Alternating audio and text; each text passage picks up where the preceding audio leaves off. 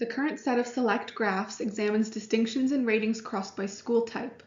Given some of the significant gender differences identified, we decided to split students who attend co-ed schools by male and female gender identity when comparing them to students attending single-sex male and single-sex female schools. This allows us to better understand the important context of gender when identifying distinctions between groups. Unless otherwise mentioned, all distinctions described in this presentation are statistically significant. We see that female students at both co-ed and single-sex schools were significantly more likely to report being a member of the LGBTQ2S+ community, compared to males from both school types. We also see that students at single-sex female schools are somewhat more likely to report membership in this community compared to females at co-ed schools, while students at single-sex male schools are quite a bit less likely to report membership in this community compared to males at co-ed schools.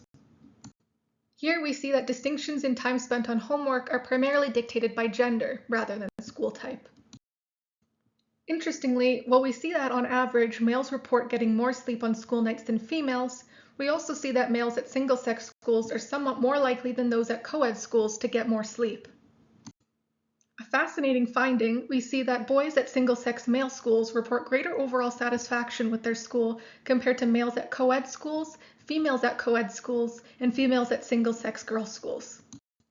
We also see that students at single-sex male schools are more likely to report that they are comfortable being themselves at school, in particular when compared to females at co-ed schools. Another interesting finding, we see that males at co-ed schools are less likely to report enthusiastic involvement in out-of-classroom activities compared to those in the other three groups. Here we see that females at single-sex girls' schools are more likely to report that they enjoy the social aspect of their dining experience at school, particularly when compared to females at co-ed schools. You'll start to notice a trend here, that students attending single-sex male schools generally report higher scores on measures throughout the survey. In this case, you can see that they report greater agreement with the statement, "I feel a strong sense of belonging at the school." The distinctions in ratings here seem to primarily be influenced by gender, with males reporting greater agreement with the statement, "I feel capable of handling the day-to-day academic workload." However, you'll also find that students attending single-sex male schools report the greatest level of agreement with this statement, with females at co-ed schools reporting the lowest. The same trend is found here with the statement, "I feel emotionally safe while at school," although the distinctions for those attending single-sex male schools are even more great. On average, males report greater agreement than females with the statement, "I feel I have personal control over most of my successes and failures."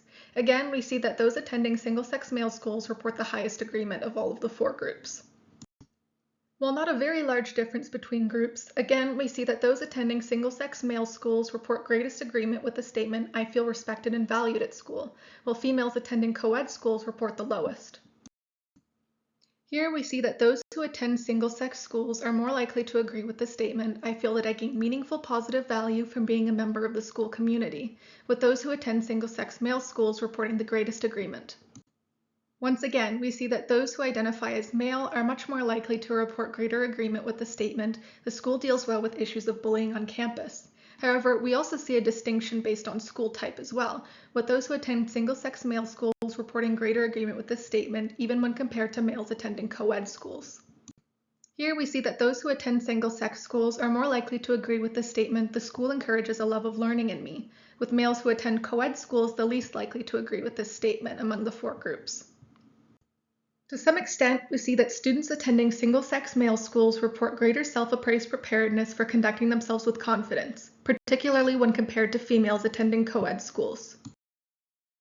The same is true for ratings of coping with peer pressure. To a greater extent influenced by gender compared to school type, we see that males report greater self-appraised preparedness for handling stressful situations compared to females. However, for males, we also see that those attending single-sex schools report greater self-appraised preparedness compared to those who attend co-ed schools. We see a similar distinction here for the skill measure, "Making choices that support my emotional well-being," although here we also see that females attending single-sex girls' schools report slightly lesser self-appraised preparedness for this measure. Although all four ratings across each of the four groups are above the 4.0 threshold, we do see statistically significant differences between the groups. To some extent, students attending single-sex schools report greater self-appraised preparedness for setting high expectations for themselves compared to those attending co-ed schools. In particular, though, we see that males attending co-ed schools report the lowest rating for this skill measure across all 4 groups.